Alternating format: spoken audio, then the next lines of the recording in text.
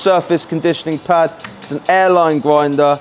These ends are interchangeable, so you can have different grades. So you can have smooth, you can have medium and hard. This is quite a hard grit.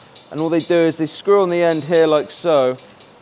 And this then softens off any texture that you've put in with the Dremel. So you can come along with this pad and come along and just sort of soften it all off.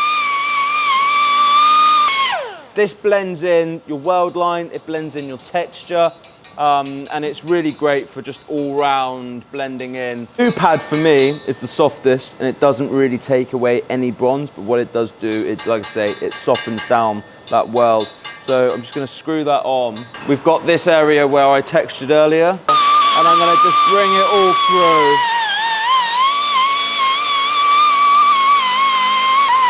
So what it's done is it's softened either side of the weld, and it's softened the texture on the weld as well. So when I come along and I patina, it just blends in lovely.